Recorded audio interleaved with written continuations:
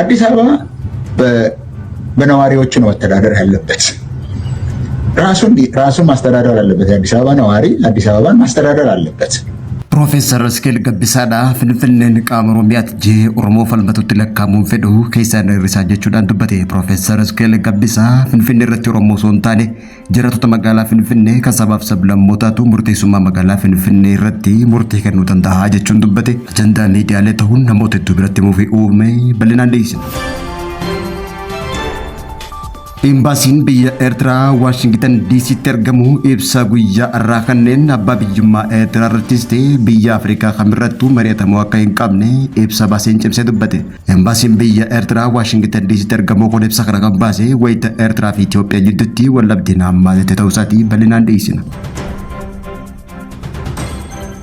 Mootummaan haala nageenyaa walxaxaaf jijjiirama hin qabne naannoo Amaaraa keessatti jijjiirama nageenyaa guddaa taasisuudhaaf ajajaa olaanaa Komishinii Poolisii naannoo Amaaraa duraanii Komishinar Jeneraal Zalaalam Magartee aangorraa ka'uun qondaalli waraanaa duraanii Jeneraal Xagaabuu Yilmaa ammoo Komishiinarii Poolisii naannoo Amaaraa ta'uun muudamuun dhagahamee jira bal'inaan dhiyeessina. Yeroo ammaa tanaa naannoo Amaaraa keessatti humni faannoo humnoota mootummaa irratti lola banee jiraachuun ni beekama.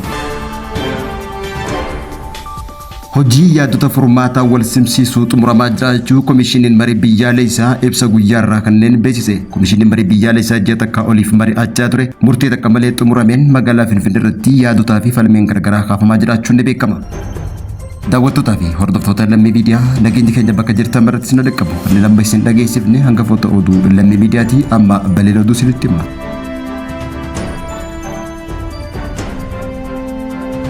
አዲስ አበባ በነዋሪዎች ነው መተዳደር ያለበት። ራሱን ማስተዳደር አለበት። የአዲስ አበባ ነዋሪ አዲስ አበባን ማስተዳደር አለ። Finfinneen ifin bulchuu qabdi. Hooggansa kantiibaasii jiraataa magaalaa Finfinnee ta'uu qabaa jechuudhaan Profeesar Isqeel Gabbisaa dubbii dubbate. Waa'ee magaalaa Finfinnee ilaalchise yeroo ammaa tana wal falmiin naannoo Amaaraa hooggantoota naannoo Amaaraatiif Oromiyaa gidduutti cimtee kan itti fufte hoggaa ta'u namni siyaasaa Profeesar Isqeel Gabbisaa Finfinnee irratti murteessummaa kan qabu dhalataan magaalaa Finfinnee qofa ta'uu dubbate. Imaammata mataa isii Finfinneen ifumaaf bafachuu qabdi jechuun Profeesar Isqeel Gabbisaa ajandaa marii biyyaalessaa keessaa ijoo kan ta'e dhimma magaalaa Finfinnee irratti gaafii deebii afaan Amaaraatiin taasise irratti bifa mootummaa naannootii fi uummata Oromoo irraa aarii fi mufii cimaa argachuun ibsame. Profeesar Isqeel Gabbisaa haasawaa eegamne kan dubbate hoggaa ta'u dhimma magaalaa Finfinnee irratti yeroo ammaa tana hayyoonni siyaasaa mootummaa morman illeen ejjennoon isaanii Finfinneen Oromiyaa jala deebi'uu qabdi jechuun kan falman hoggaa ta'u hooggantoonni mootummaa paartii badhaadhinaa illeen gara Finfinneen gara naannoo Oromiyaatti akka deebitu ejjennoo cimaa qaban. Wayita kanatti Profeesar Isqeel Gabbisaa Finfinneen murteessummaa kan qabdu jiraataa magaalaa isii qofa jechuun uummata Oromoo biratti mufii guddaa uume. Dhimma bulchiinsa Finfinnee irratti yaada kenneen magaalaan Finfinnee ifiniif bulchuu fi imaammata mataa isii qabaachuu akka qabdu dubbate. Katiibaan magaalaa Finfinnee naannoo Oromiyaa irraa otoo hin taane namoota magaalaa Finfinnee keessatti dhalatanii fi jiraatan keessaa ta'uu akka qabus dubbate. Namni naannoo biraa irraa dhufee magaalatti yoo bulche rakkoolee fi ilaalcha xuraawaa adda addaa waliin dhufuu danda'a jechuudhaan Profeesar Isqeel Gabbisaa kantiibaa magaalaa Finfinneetu dhalataa magaalaa Finfinneetiin irraa naannoo biraa irraa dhufuu kan qabne dubbate. Profeesar Isqeel Gabbisaa haasawaa keessatti namni naannoo Oromiyaatti dhalatee magaalaa Finfinnee bulchuu akka hin qabne dubbate. Haasawni Profeesar Isqeel Gabbisaa kun haasawaa hayyoota Habashaa wajjin kan wal fakkaatu hoggaa ta'u kunis namoota Oromoo hedduu biratti mufii uumeeti jira. Akkasumallee itti gaafatamummaa fi abbaa biyyummaa bulchiinsa jiraattota magaalaa Finfinneetu mirkaneessuuf seera baasuuf mirga qabaa jechuudhaan kanarratti mari'achuu fi wal-dhabdeen uumamuu karaa mana murtii furuu danda'u jechuudhaanis dubbateeti jira. Profeesar Isqeel Gabbisaa dhimma magaalaa Finfinnee irratti namoota 4,000 hammachiisuun marii taasisuun akka hin barbaachifne eeguudhaan Finfinneen waan namoonni 4,000 irratti mari'achuu qaban miti. Sababni isaa baay'inni uummata Oromoo miliyoona 40 yookaan 50 ja'amee ka'uuf Oromoon hundi Finfinneen keenya jedhee akka dubbatuuf waan bocamedha jechuudhaan dubbate. Yoo ani Oromoon warra akkasii keessatti lakkaa'amate ana keessaa dheerisaa jechuudhaan dubbateeti jira. Profeesar Isqeel Gabbisaa rakkoo nageenya jiraattota Wallaggaa, Aamboo fi bakkeewwan garaagaraa gidirsaa osoo jiru Finfinneen qaama Oromiyaa ta'uu dhabuutu rakkoo nageenyaa keenya ammeessaa jechuudhaan Oromoon gaafatu akka hin qabnes dubbate. Profeesar Tichi rakkoolee nageenya Oromiyaa keessatti mul'atu furuurratti xiyyeeffachuun barbaachisaa ta'ullee dubbate. Imbaasiin Eertiraadhaa biyya Ameerikaa Waashingtan DC'tti argamu ibsa guyyaa irraa baaseen Eertiraas ta'e biyya Afrikaa kamirrattuu mariin taasifamuu akka hin qabne dubbate. Akka barruulee Doochi Weelen afaan Amaaraa fi afaan Tigree akkasumas afaan Ingilizii barreessanitti The Foreign Policy biyya sanii waabeffachuun ibsanitti gahee Eertiraan sirna siyaasaa gaafa Afrikaa keessatti qabdu ilaalchise maxxanseen deebii kan kenname hoggaa ta'u miidiyaaleen kunneen seenaa biyyattii jallisuu fi abbaa biyyummaa Itoophiyaa buufata doonii tokkoof qabdu seera qabeessa gochuuf yaalii jiranii jechuudhaan miidiyaalee kanaas himataniiti jiran. Ibsi fedhii buufata doonii daldalaa fi gaafii abbaa biyyummaa qarqara galaanaa yookaan lafa biyya biraa guutumatti adda tahuu cimsee dubbate. Imbaasiin kun abbaa biyyummaa Eertiraa irratti dhiibbaa qabaachuu ibse. Galaana Diimaa kajeeluun abbaa biyyummaa Eertiraa sarbuu akka ta'ee fi miidiyaaleen ajandaaf propagaandaa akkanaa hojjetanis himatamuu akka danda'an dubbate. Tamtaa diinagdee baay'ina uummataa yookaan teessuma lafaa daangaa idil addunyaa cabsuu fi himannaa abbaa biyyummaa kaasuuf sababa seera qabeessa ta'uu akka hin dandeenye ibse. Biyyoonni lafaan hin marfamne yookaan galaana hin qabne galaana gaafatu buufata doonii ollaa isaanii fayyadamuu akka danda'anii fi buufata doonii kana ammoo abbaa biyyaatti ta'uun gargar ta'us dubbate. Tamtaa daldala dhimma walta'iinsaati malee dhimma abbummaa lafaa akka hin taane imbaasiin biyya Eertiraa Waashingtan DC'tti argamu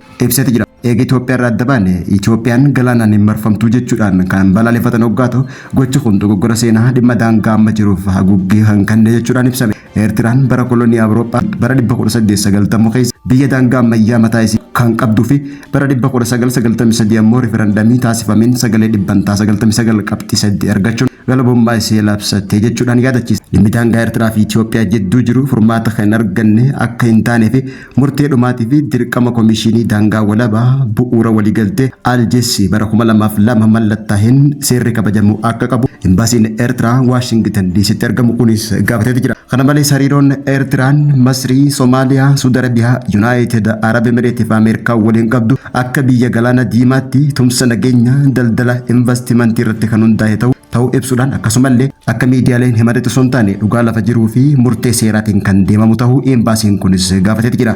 Kanuma waliin yaada wal faalleessuun sirni abbaa irree jechuun maqaatti moggaasuun nagaaf tasgabbii biyyattiin qabdu kan beekamtii dhoowwee jechuudhaanis qeeqan. Imbaasiin Eertiraa dachiin biyya kamiyyuu akka hin barbaannee fi Itoophiyaa fi biyyoota ollaa isii biroo waliin hariiroo nagaatiin akka jiraachuu barbaadu dubbatte. Haa ta'uuti malee abbaa biyyummaa biyyattii marii ji'opolitikaa kamiinuu akka hin saaxilamne cimsee balaaleffate. Abbaa biyyummaa kun mirga seera sadarkaa idil addunyaatti beekamtii argate ta'uu fi nageenya abbaa biyyummaa fi nageenya naannoo biyya Afrikaa kamuufuu qajeelfamni kun murteessaa ta'ullee imbaasiin kun ibsete jira. Mootummaan naannoo Amaaraa rakkoo nageenyaa naannoo keessatti babal'atee jiru furuudhaaf Komishinar Jeneraal Zalaalam Magartee aangorraa kaasuudhaan qondaalaa waraanaa Itoophiyaa Leetinaal Jeneraal Xigaabuu Jilmaa Komishinara Poolisii naannoo Amaaraa walii galaa taasisuudhaan muuduun dhaga'ame. Komishinar Jeneraal Zalaalam Magartee aangorraa kaafamuun ji'oota muraasa dura amajjii 19 bara 2017 Komishinara Poolisii naannoo Amaaraa ta'uun muudaman. Osoo caasaa nageenyaa naannichaatti hin makamin dura Komishinii Poolisii Federaalaa Itoophiyaa keessatti itti aanaa Komishinara Jeneraalaa ta'uun hoogganaa turuun himame. Gama biraatiin Komishinarri Poolisii naannoo haaraan Leetinaal Jeneraal Xigaabuun yeroo dheeraadhaaf itti gaafatamaa Daarektoreetii Fayyaa Raayyaa Ittisa Biyyaa Itoophiyaa ta'uun tajaajila akka turetu himama. Kana malees Jeneraalli kun muuxannoo ajajaa addunyaa kan dippiloomaasii waraanaatii fi hojiirra oolchaa ture kan qabu akka ta'u keessumattuu ajaja ergama gamtaa Afrikaa Soomaaliyaa qabaachuun ibsame. Jijjiiramni ejjennoo hoogganaa poolisii naannichaa kun dhiibbaa siyaasaatiif waraanaa gadi fagoo mataa isaanii furaa jaameeti jira. Haa ta'uuti malee hoogganaa haarawaa kana muruun naannoo Amaaraa keessatti jijjiirama waraanaa guddaa kan fidu ta'uun ibsameeti jira. Yookaan immoo wallabdiin naannoo Amaaraa keessaa jiran kan ammaatu fi yookaan immoo furmaata argataa jechuudhaan xiinxaltoonni waraanaa Itoophiyaa ibsan. Hoogganaan poolisii naannichaa Komishinar Poolisii Dileerraa gara Jeneraala waraanaa olaanaatti dhufe Leetinaal Jeneraal Xigaabuun jijjiiruun tarkaanfii mootummaan humna poolisii caasaa waraanaa waliin daran walitti makuu fi tarsiimoo waraanaa keessatti qajeelchuudhaan haala nageenya naannichaatii fi sochii waraanaa to'achuuf kan kaayyeffate ta'uun ibsameeti jira. Raanis yeroo ammaan tana naannoo Amaaraa keessatti humnoota faannoo fi TPLF ta'uudhaan mootummaa Itoophiyaa irratti lola banaa jiraniif furmaatanii kaamaa jaame eegama. Komishiniin marii biyyaalessaa Itoophiyaadhaa ibsa guyyaarraa irra deebi'ee kanneen hojii yaadota furmaata gareewwan yaa'ii marii biyyaalessaa gabbifaman wal simsiisuun xumuramaa jiraachuu komishinii marii biyyaalessaa ibsa baaseen beeksise. Itti aantuun komishinarii komishinii olaantuu marii biyyaalessaa Hiruut Gabrasillaasee akka jettetti haala deemsa yeroo ammaan tanaa maricha irratti ibsa kennuudhaaf qophii taasisanii jiraachuun ibsame. Kanaanis murtee dhumaarra gahuudhaaf qophiin taasifamuu ibsiteeti jirti. Ibsa ishii tana keessatti tokko tokkoon garee yaa'ichaa bakka bu'oota 15 filuun yaadota furmaata gareewwan jiranii wal simsiisuuf hojjechaa akka turanis ibsite.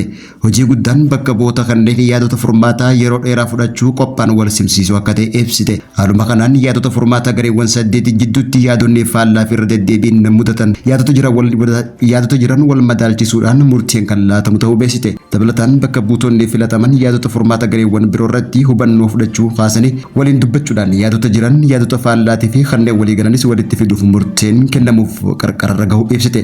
Yeroo ammaan tana hojii yaadota furmaata gareewwan gabbifamanii wal simsiisuun xumuramaa akka jiru itti aantuun komishinara komishinii marii biyyaalessaa Itoophiyaa adde Hiruut Gabrasillaasee ibsa guyyaa har'aa miidiyaaleef kenniteen beeksifte. daawwattootaa fi hordoftoota Lammii Miidiyaa irraa oduun yeroo kanaaf qabnu kanan gammaatti hordofaa turtanii odeeffannoo teenya gama biraatiin hanga walitti deebinutti turtii gaarii.